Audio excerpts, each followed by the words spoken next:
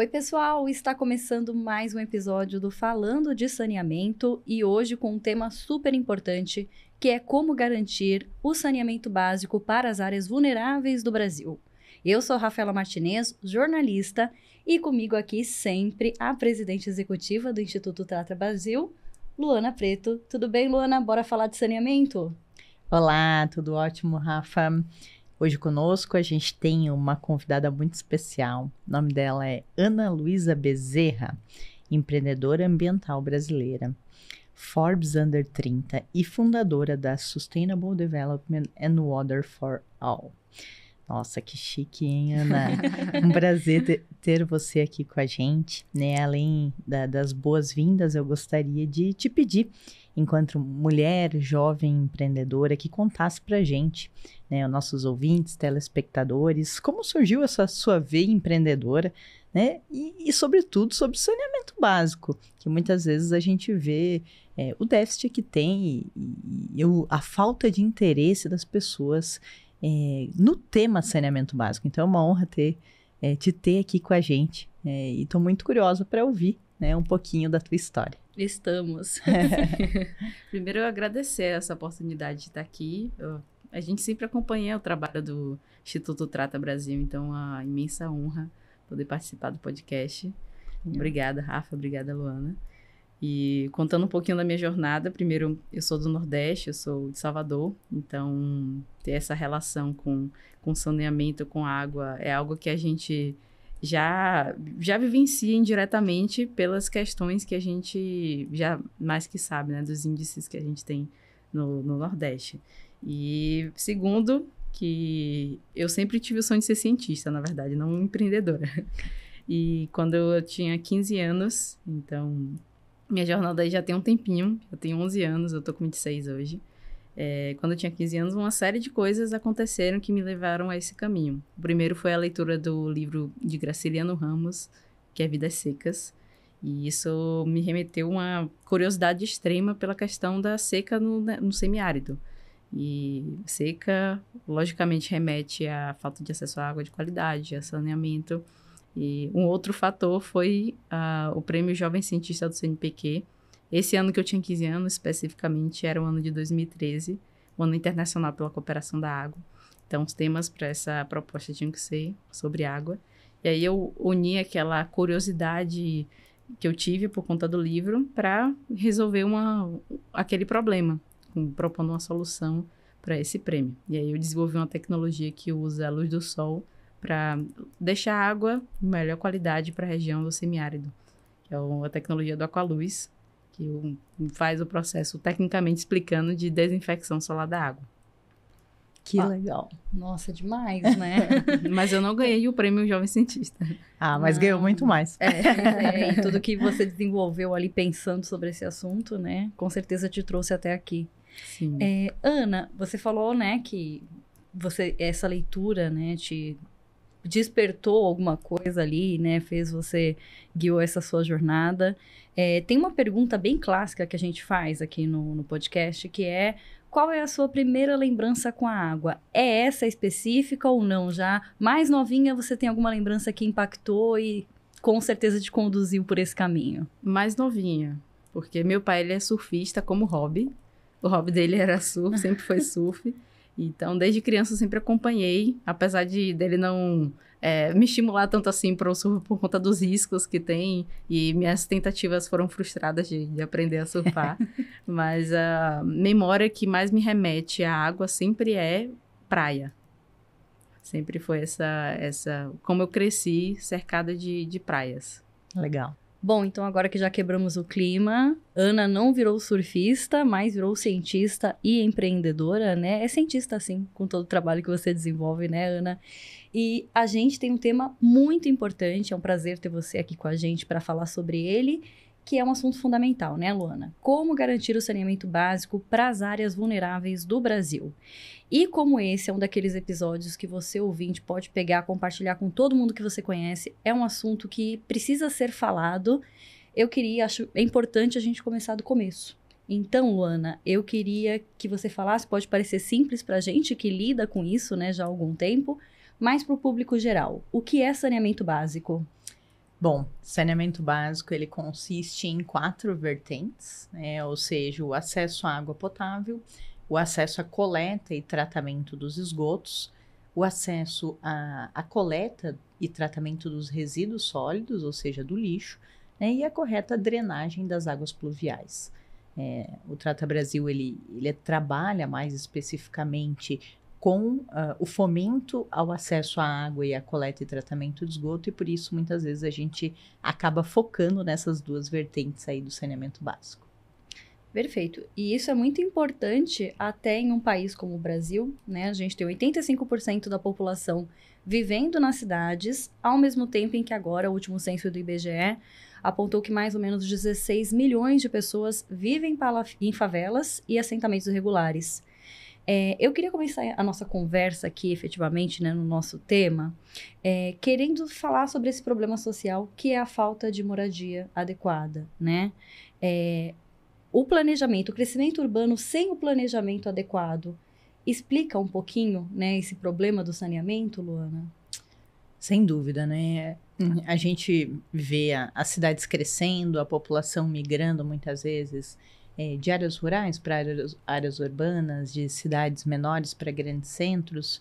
E muitas vezes essa ocupação ela ocorre de uma maneira desordenada, ou seja, né, sem um plano diretor que diga qual é o tipo de edificação que pode ser construída, que leve a infraestrutura para essas residências antes de se construir uma residência, né? Então, o mundo ideal é a gente poder ter o acesso à água, coleta e tratamento de esgoto, coleta de resíduo, ônibus passando na frente daquela rua, enfim, tudo funcionando, uma escola perto, um posto de saúde perto, mas muitas vezes não é o que acontece, né? A gente vê muitas vezes as pessoas tendo que morar do jeito que dá, construir um barraco lá do lado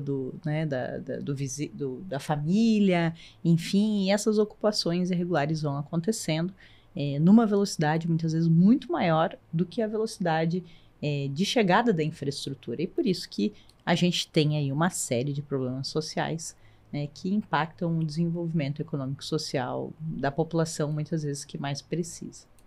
E até com base nisso, né, colocando também a Ana na conversa, eu estava escutando os episódios antigos aqui do Falando de Saneamento, tem um conteúdo bem vasto lá, vai no seu agregador de podcast para escutar, que é muito rico.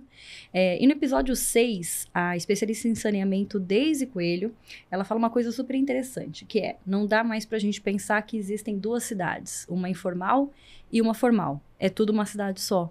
E até com base nisso, eu queria perguntar para a Ana, né, como que você analisa essa questão quando a gente pensa em acesso à água potável, e para a Luana, depois, né, como que você pensa também os projetos de implantação e também de aumento, ampliação dos sistemas de esgotamento, eles estão considerando essas áreas? O que mais me incomoda é o lado rural. É como o lado rural é sempre esquecido, posto de fora, e como que quando a gente fala de acesso à água e saneamento descentralizado, essas áreas não são consideradas a infraestrutura que elas têm e a forma como a gente deve aplicar soluções, né, considerando soluções diferentes para aquela realidade. Então, sempre um trabalho que a gente faz na STW é muito focado em áreas rurais, com tecnologias descentralizadas, principalmente unifamiliar, porque a gente entende que várias dessas zonas rurais, elas são muito distantes as casas umas das outras. Então, não faz sentido a gente estar falando de estações centralizadas de tratamento de água e coleta e tratamento de esgoto, porque se a gente for aplicar nessas regiões, imagine o investimento que seria necessário. E até falando em viabilidade, quando que isso vai acontecer? Por isso que a gente sempre fica pensando, poxa, as pessoas não estão lembrando das áreas rurais quando estão tocando em vários temas de saneamento, e justamente por conta da complexidade que é trabalhar esse tema e como que a gente ainda não tem bem estruturado soluções, né? Ao menos a gente trabalha, a gente tem as soluções, mas as pessoas ainda não estão desenvolvendo isso de uma forma escalável. E da mesma forma, eu vejo assim que as áreas vulneráveis, ou seja, as favelas, muitas vezes também a gente não está pensando numa solução para essas localidades. Então, durante muito tempo, no planejamento do saneamento básico, e eu fui presidente de companhia de saneamento, então a gente não pode levar água e coleta e tratamento de esgoto para a área vulnerável ou para a área irregular, porque o Ministério Público pode entrar com uma ação, porque primeiro precisa se regularizar essa região, para daí a gente chegar com a água e a coleta e tratamento de esgoto.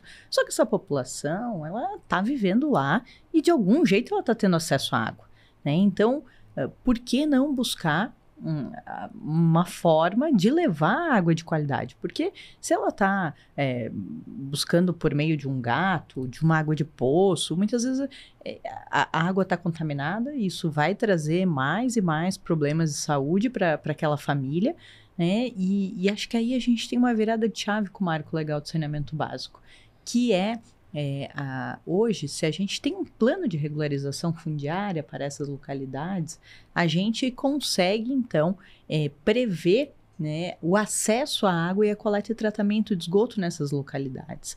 E isso pode mudar a vida dessas pessoas. Então, acho que o Marco Legal trouxe uma nova realidade. Inclusive, a gente vê muitos leilões obrigando as concessionárias a investirem nas áreas vulneráveis, investirem nas favelas, né? Então, assim, você precisa investir X% da sua receita nessas áreas. E aí, as soluções, o céu é o limite, né? Porque a solução que a gente vai ter para a área rural vai ser diferente da solução que a gente vai ter para um centro urbano, vai ser diferente da solução que a gente vai ter na área da favela, né? Então, acho que a gente tem aí, tem que usar a tecnologia a nosso favor, pensando em diferentes soluções para essas realidades diferentes que a gente tem no nosso país, né? E pensando que a população precisa estar engajada também nessas soluções, né? Aquilo que eu ajudo a construir, aquilo que eu entendo por que está chegando na minha casa, é algo que eu vou conservar, é algo que eu vou, enfim, perpetuar também ao longo das próximas gerações. E é aquilo que a Luana falou, né? Essa população, ela tá tendo acesso de alguma forma a essa água e não chega com devido tratamento. A gente tem aí uma série de doenças que a gente pode elencar, né? Esquistossomose, malária, hepatite, cólera, a própria dengue também acaba, né? Interferindo ali nesse processo. É um problema de saúde pública muito grande, né, Ana? Sem Tanto esquecer área... do Covid, né? Como impacto essas áreas foram COVID. mais impactadas, porque a principal forma de prevenção é a higienização correta das mãos. Sabe uma questão que eu estava conversando com o Nelson Arns, que é da Pastoral da Criança, o filho da Zilda Arns, e um relato que ele me trouxe, que me chamou muita atenção em áreas vulneráveis, é que eles geralmente entregam cestas básicas, né, para a população. E lá, numa região específica de uma favela, eles não podiam entregar a cesta básica porque não tinha água para cozinhar os alimentos. Imagina, não tem água para cozinhar os alimentos, não tem para lavar as mãos. Então, olha que ciclo vicioso negativo que tem, né, nessa localidade, né? E eles precisavam entregar marmitas prontas, porque as pessoas, por não ter água, elas não conseguiam cozinhar. Então, muitas vezes é uma realidade tão fora da gente, do que a gente vive, né? E, poxa, não tem água para cozinhar os alimentos. Já pensou uma coisa dessa? Né? Então, a gente está falando aí de 16 milhões de pessoas que vivem em áreas vulneráveis, né? E também, acho que agora, talvez a Ana possa também até falar das áreas rurais, quantos milhões de pessoas, né, não têm acesso ao saneamento nas áreas rurais. Então, é uma população que está muitas vezes esquecida e que precisa ser pensada, né?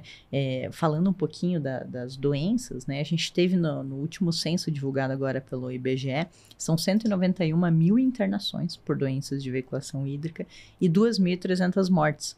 A gente pensa assim, não, mas hoje não morre mais gente por conta de doença associada, por conta de diarreia. A gente ainda morre, tá? Então, assim, e 2.300 pessoas. Então, doenças totalmente evitáveis, né?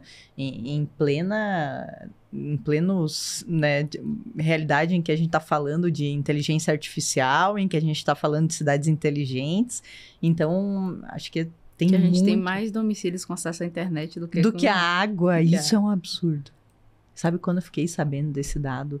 Imagina, gente, nós temos mais pessoas que não têm acesso à água do que não têm acesso à internet hoje no nosso país. Imagina. né? Então, acho que temos um desafio grande aí pela frente. E eu acho que o importante é isso, a gente chamar a atenção de como que as pessoas que estão fora dessa realidade de estudar água, estudar saneamento, como elas pensam que é simplesmente água. Não consegue ter uma visão clara e ampla do quanto existem várias consequências, principalmente de saúde, pelo fato da pessoa não ter acesso à água e saneamento. Exatamente. E não só de saúde, né, Ana? Sim, saúde, mas É muito mais que saúde. Que é muito mais que saúde. O mais direto que a gente vê claramente é o de saúde. Sim. A gente tem renda, tem o próprio desenvolvimento das crianças. Exatamente. Tem as mulheres que terminam tendo um papel aí mais essencial, cuidando dos filhos, levando os filhos para a escola ou para o posto de saúde, ou até tendo que faltar o trabalho por conta de todas essas consequências, né? Tem vários outros impactos que as mulheres terminam sendo as principais afetadas. E as mulheres também, né? Elas têm... Onde se tem acesso pleno ao saneamento, a gente tem uma redução de 63% de doenças ginecológicas. Então, às vezes, a gente nem para pensar, né?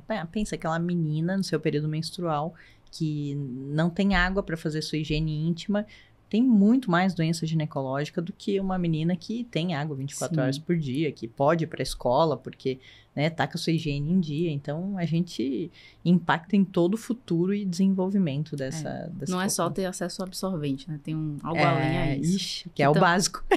Que já não temos, mas quando não tem acesso à água já é pior. Isso é uma coisa que eu sempre penso, assim, desde que eu comecei a estudar esse assunto, que quando a gente fala de saneamento, a gente está falando principalmente de futuro. Tanto futuro que é precarizado, né, para essas crianças que crescem ali nessas regiões, o futuro dessa mulher, né, como é que essa mulher vai ter saúde, vai ter dignidade, vai conseguir oportunidades de trabalho. Então, o saneamento percorre tudo, né, é um assunto que a gente realmente precisa debater, daí a importância de a gente ter episódios como esse também com vocês, e falar sobre esse assunto tão urgente, né? E aí eu queria aproveitar até e fazer justamente esse recorte de gênero, né? Já aproveitando o gancho que a Ana deu. Porque uma em cada 4 mulheres não tem acesso à água potável no Brasil. Esse é um dado do estudo Saneamento e a Vida da Mulher Brasileira, lançado em 2022, inclusive, né, com a participação do Instituto Trata Brasil. E eu queria ouvir de vocês duas qual é o impacto disso. A gente já falou alguns, né? Mas principalmente uma realidade em um país onde quase metade dos lares são chefiados por mulheres. Quer começar, Ana? Eu posso dar uma vivência do que a gente tem, das famílias que a gente beneficia diretamente, que a maioria também são chefiadas por mulheres, obviamente, e a gente tem o clássico depoimento de: eu tenho uma água contaminada, eu tenho um filho com sede, e eu preciso dar essa água para ele. O que é que eu faço? Eu já sei a consequência disso. O filho vai ficar doente, vou ter que perder meu trabalho, vou ter que levá-lo para o posto de saúde, vou ter que pagar uma condução, que nessas regiões que a gente trabalha, nas zonas rurais, o posto de saúde fica muito distante e não tem transporte público. Então, vai ter um gasto do deslocamento, vai ter o gasto da aquisição do remédio, vai ter a perda daquela renda do trabalho, vai ter o filho que vai ter um desempenho escolar prejudicado e vai ter uma mãe que vai estar lá com aquela preocupação extrema, não só no momento que o filho está doente, mas também em toda a vida daquela criança, porque ela não sabe qual dia ela vai ficar doente, qual dia ela vai ficar boa. Então, a gente tem aí prejuízos bem amplificados no papel daquela mulher que é mãe. E que situação difícil, né? Imagina, eu sei que o meu filho pode ficar doente se eu der essa água para ele, mas ele tem sede. Ele precisa da água para poder se desenvolver. Então, a gente está falando aí de escolhas, né? Eu tenho filho e é muito doído a gente pensar que tem mães que precisam tomar essa atitude, assim, e que às vezes estão num trabalho informal, exercem esse trabalho como diarista, e não conseguem sair desse trabalho, buscar um trabalho com carteira registrada e tudo mais, porque não sabe quando que o filho vai estar doente, porque é recorrente esses episódios de diarreia por conta da falta da água de qualidade, porque tem que, muitas vezes, levar muito mais tempo para fazer as suas atividades na sua casa, porque não tem água. Então, assim, vai ter que ficar fazendo o cozimento dessa água, dos alimentos, vai ter que buscar água longe, muitas vezes, para poder lavar roupa. Então, a gente está falando de falta de oportunidade, muitas vezes, para essas mulheres que precisam ficar ali desenvolvendo atividades básicas por não ter uma água encanada na sua casa, né? E que às vezes estão com o coração doído porque o filho está doente por conta da falta de uma infraestrutura que deveria existir na sua residência, né? Então, realmente, as mulheres, elas são as mais afetadas, né? São mais afetadas porque elas acabam, mesmo quando tem o marido, quando a mulher, né, não é a líder, digamos, ou quando os dois são líderes, a mulher muitas vezes que tem que deixar de trabalhar para cuidar dos filhos, que tem que, né, tá desenvolvendo as atividades ali da sua casa, então, geralmente acaba estourando, né? Exatamente. E a culpa também, né, que ela aceita. E eu acho que a pior parte das histórias até que a gente ouve é o luto que elas passam, porque, como você falou, os óbitos pelas doenças de circulação hídrica ainda existem, e a gente também recebe essas famílias que tiveram filhos, infelizmente o nosso trabalho não chegou a tempo, perderam filhos por conta da água contaminada, as doenças de veiculação hídrica. E elas ficam torcendo para o filho poder atingir ao menos 5 anos de idade, porque sabe que ali vai começar a ter a chance dele falecer por conta de doenças de veiculação hídrica vão ser menores. A gente chegou em uma comunidade, inclusive, que tinha um cemitério dedicado às crianças que morriam por conta da água contaminada. Senhora. Que teve uma época de surto em que praticamente todos os bebês da região faleceram porque a contaminação da água chegou a níveis, não sabemos a causa, mas chegaram a níveis gigantescos que praticamente nenhuma criança conseguiu sobreviver. Foram raras as crianças que sobreviveram. E às vezes, assim, mesmo essa criança que sobreviveu, né, o ápice do... As sequelas, né? O ápice do desenvolvimento neurológico e físico das crianças ocorre de 0 a 7 anos. Então, assim, se a criança está gastando energia do seu dia a dia, tentando sobreviver de diarreia, de dengue, desses episódios sucessivos, essa energia ela não está sendo despendida para o desenvolvimento neurológico. Essa criança não está indo para a escola. Essa criança está, né, ali tentando sair, sobreviver numa realidade muito difícil. Então, se ela não atingiu o pleno desenvolvimento até 7 anos, isso vai prejudicar o seu desenvolvimento futuro, porque o teto dela não foi desenvolvido, né? Então, essa criança vai ter dificuldade, muitas vezes, de aprendizagem na escola, vai ter dificuldade no mercado de trabalho depois, né? E a mobilidade social que poderia estar acontecendo com acesso do básico para que a criança possa simplesmente viver e estudar, né, não acontece e a gente não vai ter a mobilidade social que a gente gostaria que tivesse. A gente sempre espera que a próxima geração possa ter melhores condições do que a geração atual. Eu espero que os meus filhos, né, se deem bem, que eles... É tudo que a gente quer, mas isso muitas vezes não acontece por conta disso. E pensar que simplesmente porque ele não tem acesso à água de qualidade. De imaginar o parâmetro de uma sociedade com acesso à água de qualidade e saneamento e uma sociedade sem. Como isso impacta nas gerações futuras. Exatamente. Falar de futuro, né, mais uma vez. Ana, a gente fez esse recorte de gênero, eu queria agora falar sobre um outro recorte que a gente conversava aqui antes de começar, né, a gravação. Você nasceu, né, no estado da Bahia, ali no Nordeste, e eu queria ouvir de você como que você enxerga a disparidade no saneamento, principalmente nessas regiões, né, na região Nordeste e no Norte. A gente agora teve, né, mês passado, o lançamento do ranking do saneamento, que mostra essa tendência, que geralmente as cidades mais mal colocadas no ranking pertencem a essas regiões, né? Ao que você atribui essa falta de soluções no saneamento? Esse é ainda um questionamento que eu venho desenvolvendo ao longo de vários anos. Sempre a gente tenta pensar em uma resposta, mas a resposta é muito complexa. A gente tem fatores políticos, a gente tem fatores culturais, a gente tem fatores históricos aí acumulados que fazem com que a gente tenha, de fato, esse destaque negativo em um ranking de saneamento. E eu termino voltando meus esforços para as zonas rurais, porque é onde eu vejo que precisa de mais atenção, precisa de um maior foco de desenvolvimento, mas a gente sabe que os centros urbanos também não estão muito elevados nessas regiões. Eu trago como exemplo a solução que a Sabesp deu no Rio Pinheiros, né? E existem diversos relatos de população, de pessoas que viviam ali às margens do Rio Pinheiros, sem coleta e tratamento de esgoto, em que a dona Maria, que vive lá, estava contando que não conseguia mais sentir o gosto da comida por conta do cheiro do esgoto bruto. Então, imagina, cara, é no centro urbano, a gente está falando de áreas em capitais, em locais muito populosos, mas que não tinham coleta e tratamento de esgoto. E outro ponto também que eu coloco é se a gente está falando aqui tanto de área rural quanto de áreas vulneráveis, favelas, a manutenção do saneamento básico, primeiro, a dificuldade de levar o acesso à água e coleta e tratamento de esgoto, a solução não é a mesma, muitas vezes. Hoje tem 3 casas lá, amanhã tu vai lá, tem 6, né? Então, esse crescimento ele é muito rápido e de uma maneira desordenada.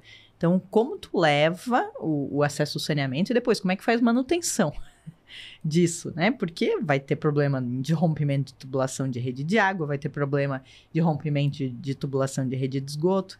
E aí eu achei bem interessante que o pessoal da Sabesp está criando até uma norma a como tentar, né, em meio ao caos ali, em meio a uma ocupação desordenada, ter o mínimo de padrão, né, no fornecimento em relação ao saneamento básico e de manutenção, né? Ok, aqui você não pode construir, porque aqui passa uma rede, porque acho que é algo que, como nunca era enfatizado e priorizado antes, e agora, com a chegada do marco, a gente começa a priorizar, a gente precisa também de um mínimo de regras, né, para que se possa fazer a manutenção de uma maneira adequada também dessa rede. Então, achei bem interessante essa ideia deles de trazer uma norma e do case também de sucesso que tem, né, do acesso ao saneamento, né, ali no Rio Pinheiros. E a gente, falando sobre essa conscientização, né, que a Sabesp, esse exemplo que você deu, Luana, a gente vive, né, em 2024, estamos em um ano eleitoral.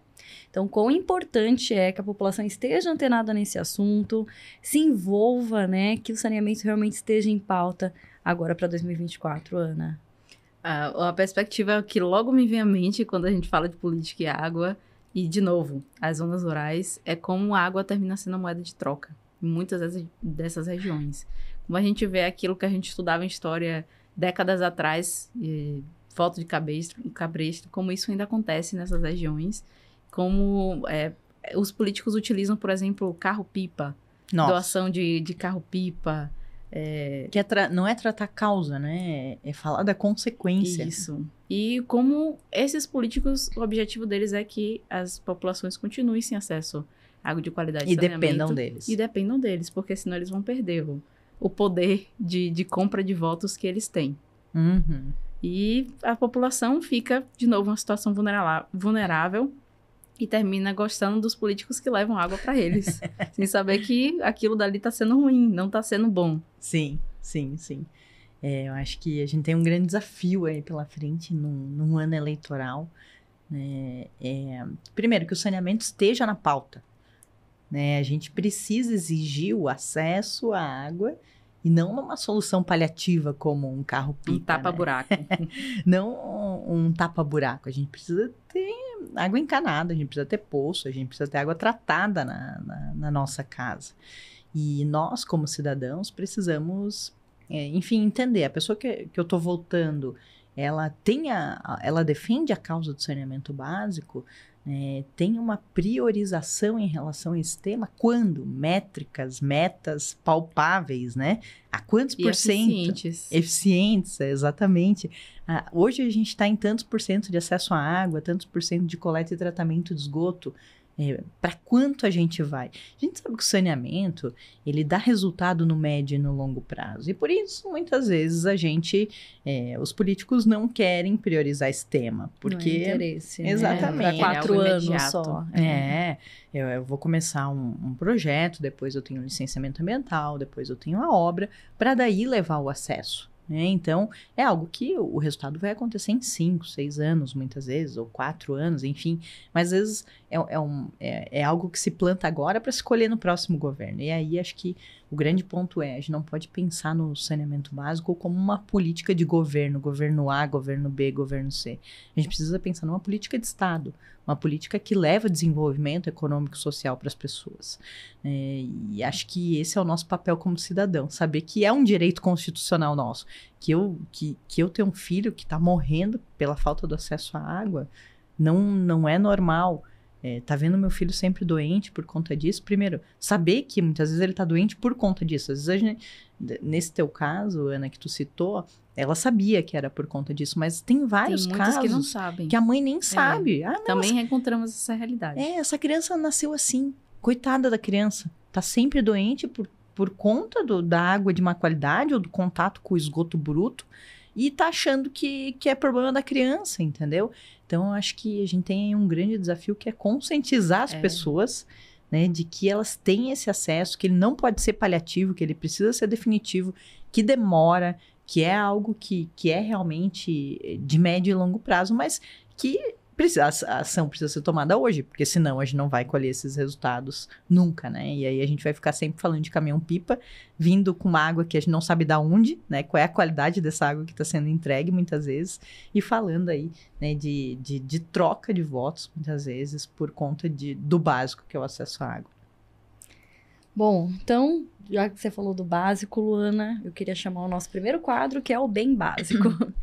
Onde a gente traz uma informação útil, que às vezes parece muito básica, mas que as pessoas não sabem. Por exemplo, você sabia que existe uma correlação entre a falta de saneamento e o desempenho escolar? Luana vai falar um pouquinho mais sobre isso. Sim, gente, existe uma correlação direta, né? Então, como a gente falou, primeiro, a falta de saneamento, do acesso à água, coleta e tratamento do esgoto vai impactar na saúde. Então, a criança vai ter o seu desenvolvimento prejudicado, vai ter a sua capacidade de aprendizagem prejudicada e a sua vontade de aprender prejudicada. Então, hoje no Brasil, quem tem acesso ao saneamento tem uma escolaridade média de quase 12 anos e quem não tem acesso tem uma escolaridade média de 10 anos. Isso vai impactar também na nota no Enem. Né? Então, quanto maior a escolaridade, mais a pessoa vai estudar, melhor vai ser o seu desempenho no Enem. Hoje, nós temos uma diferença aí de quase 70 pontos percentuais na nota do Enem de quem tem acesso ao saneamento e quem não tem, né? Ou que tem acesso também a banheiro e não tem. Hoje, nós temos mais de 1 milhão de pessoas que não têm banheiro na sua residência. Isso vai prejudicar a renda média futura. Né? Então, aquele caso que a Ana contou pra gente, da Dona Maria, que teve que faltar ao trabalho para cuidar do filho, ela não vai receber, muitas vezes, né, o seu salário ali no seu trabalho informal. Então, hoje, quem tem acesso ao saneamento ganha, em média, R$ 3.500. Quem não tem, ganha, em média, R$ 2.100. Aí vocês podem falar, não, mas é que só tem saneamento nas áreas mais ricas. Aí que tá o problema. Exatamente. Ou seja, a gente tem que levar nas áreas mais pobres. Então, eu traria esses números, que são números bem impactantes, que demonstram que o saneamento é mesmo a base, né, da educação e do desenvolvimento econômico e social. Você tem um bem básico para compartilhar com a gente? Eu acho que o bem básico que eu posso trazer já é uma história também de uma família que a gente chegou para beneficiar e foi constatado no diagnóstico, que é a primeira etapa do projeto que a gente faz, de mapear as famílias que vão receber as nossas tecnologias, que algumas delas estavam com esquistossomose. E aí, a gente depois volta, faz aquele mapeamento de quem que vai receber a tecnologia, quando que vai ser, e voltamos um mês depois para essa região. E uma dessas famílias tinha um senhor que a gente estava na alta expectativa de conseguir beneficiar. A gente foi na implantação e a nossa equipe perguntou para a filha dele, e aí, como é que tá o senhor João? E a filha já foi logo às lágrimas, dizendo que ele, infelizmente, não resistiu. E o bem básico para a gente é chegar a tempo. Porque quando a gente fala de saneamento, também não só visualiza o futuro, a gente visualiza o passado, né? De quão mais rápido a gente tem as nossas ações, a gente recebe investimento para escalar as nossas tecnologias, aqui falando do papel do rural, a gente consegue salvar vidas, de fato. Né? E, por outro lado, um outro bem básico que a gente fala também é da relação como a gente tem com a saúde em termos dos técnicos, dos agentes de saúde local. A gente passa a ter um treinamento para eles também conseguirem perceber que as famílias estão com doença de veiculação hídrica, porque aí tem uma questão clara também de não é só entregar tecnologia. A gente precisa ter uma capacitação, precisa ter uma adequação cultural ao uso da tecnologia. E essas pessoas, esses agentes de saúde, eles têm um papel fundamental de falar para a família, olha, você está com uma doença de veiculação hídrica, e uma das recomendações que eu tenho é que você passe a usar a tecnologia da STW também, com outros hábitos, né, de higiene, correto? Sim. Mas esse é um outro fator que a gente sabe que não é só ter soluções, mas é ter essa parte de educação ambiental voltada para o saneamento. Porque, de novo, muitas famílias não sabem que elas ficam doentes por conta da água. Elas não sabem da importância de ter uma água de qualidade. Elas acham que ter uma água minimamente transparente, ela já é segura para mim. Sim. E não é bem assim. Não é bem assim. Perfeito, Ana. Super necessária essa sua fala. Parabéns pelo trabalho. Obrigada. Ana, você é uma mulher jovem, assim, você falou minha trajetória, minha jornada já é antiga e você é super jovem, então, nossa, começou muito cedo mesmo nesse caminho, né? E tem participado, né, de várias ações internacionais também. Com base em tudo que você tem visto, como que você acha que a gente consegue encontrar uma solução no menor espaço possível de tempo para os problemas sociais que a gente tem nas áreas vulneráveis, seja, né, nas comunidades, mas também na área rural? Eu acho que a mensagem central que a gente precisa com que todos que trabalham com acesso à água e saneamento possam ter em mente é a medição do impacto. Né? Porque quando a gente trabalha com dados, de novo, aí o painel do saneamento sendo uma ferramenta extremamente essencial para esse momento, a gente percebe o quanto que algumas regiões, a gente investindo prioritariamente, vão conseguir dar aquele resultado mais rápido e de uma forma mais clara, né? Um local que está em uma posição do ranking bem ruim, se a gente investe prioritariamente lá, a gente vai ter como consequência um resultado muito maior. A gente, na STW, a gente usa um indicador que é o retorno social do investimento. Então, a gente metrifica o quanto que a cada real investido em nossos projetos, de forma bem personalizada, cada projeto com a sua métrica, ela tem potencial de resultar para a sociedade. Então, a gente tem um parâmetro de uma tecnologia como o Aqualuz, que foi a que eu inventei aos 15 anos, que faz a desinfecção solar da água, com durabilidade de 20 anos, no acompanhamento de uma família que vai receber, e a gente faz aquele comparativo, né? Aquela família com acesso à Aqualuz, ela não vai ter mais as doenças de veiculação hídrica, não vai ter que mais gastar com tratamento das doenças de deslocamento, a mãe não vai ter que faltar ao trabalho, o filho não vai ter aquele desenvolvimento intelectual prejudicado, e o quanto isso representa em termos financeiros. E aí a nossa média é R$27. Ou seja, olha o quão óbvio é investir em saneamento.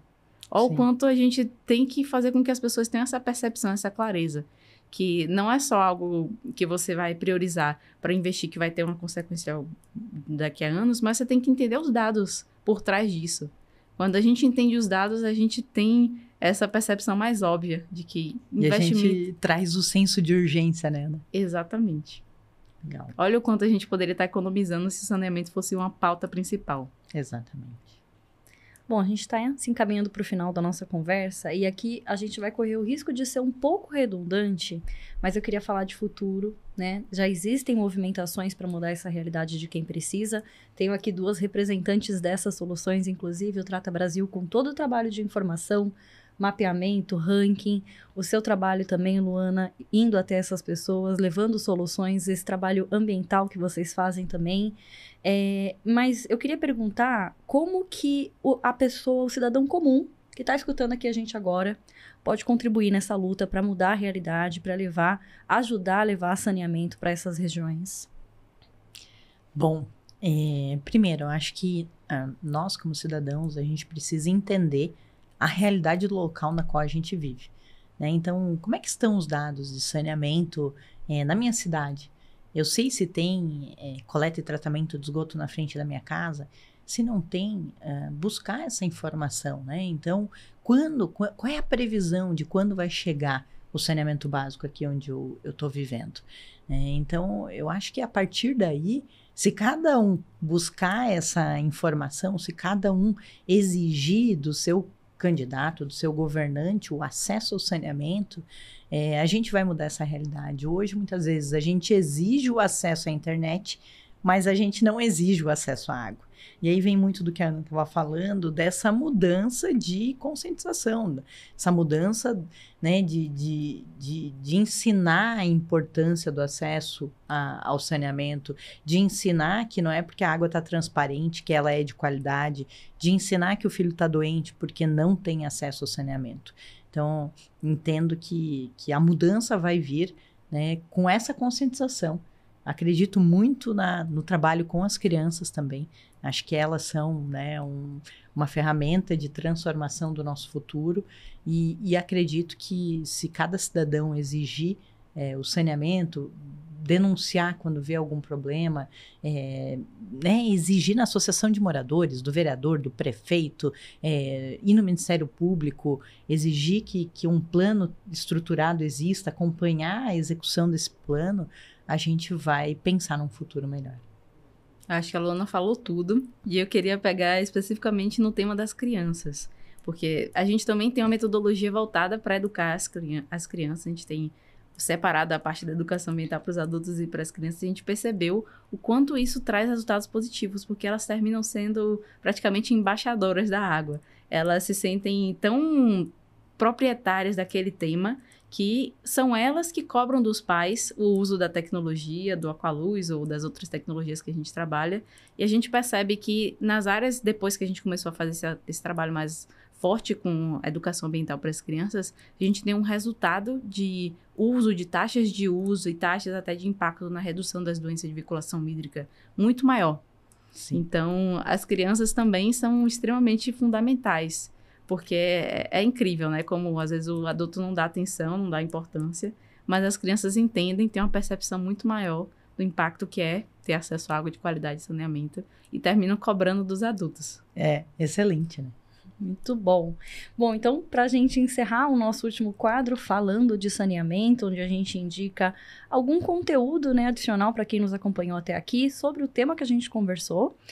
Eu queria começar a Ana falando, eu até lembrei de indicar o filme Bacurau, né, quando chega ali o prefeito manda o carro-pipa para a comunidade, mas a minha indicação é outra. Eu nasci em Santos, que é uma cidade conhecida pelo jardim da praia, que é o maior do mundo, é uma coisa linda, só que Santos também tem um outro lado.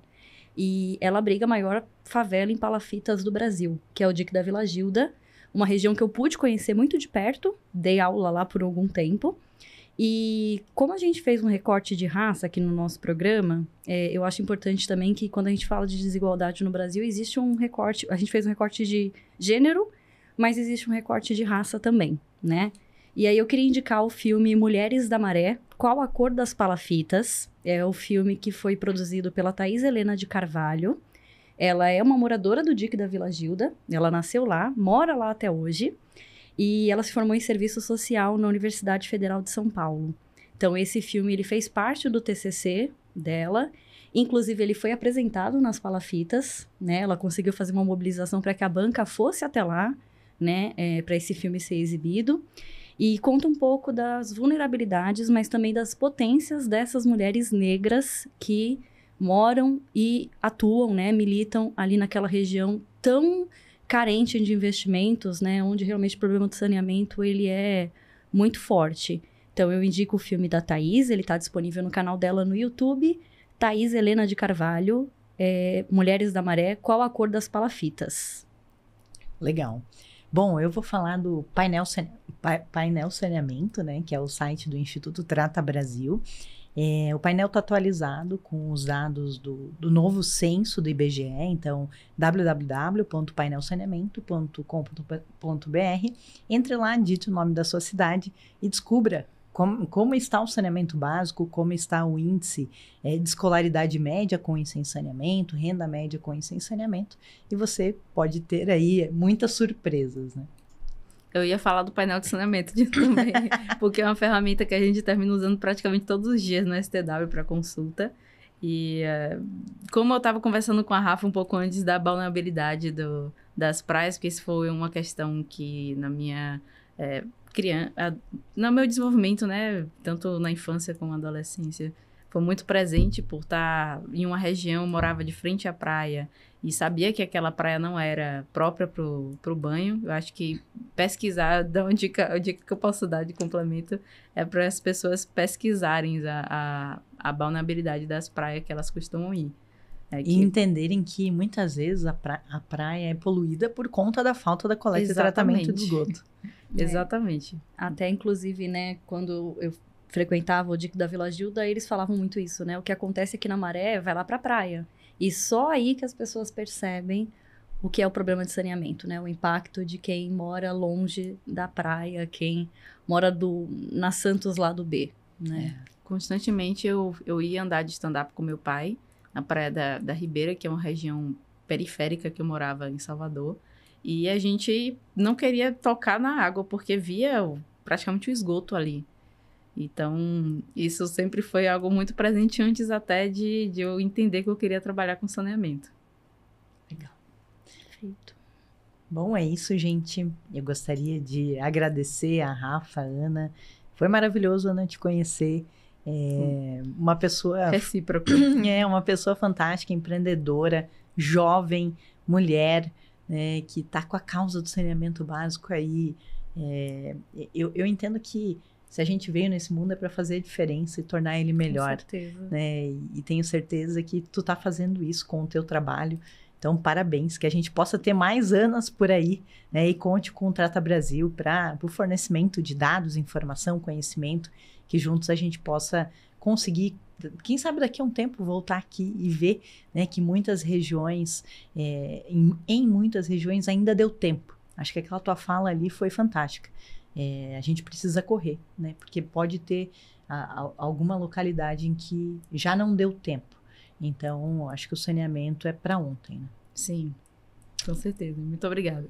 Ana, foi inspirador te conhecer. Faço das palavras as minhas, das palavras da Luana as minhas.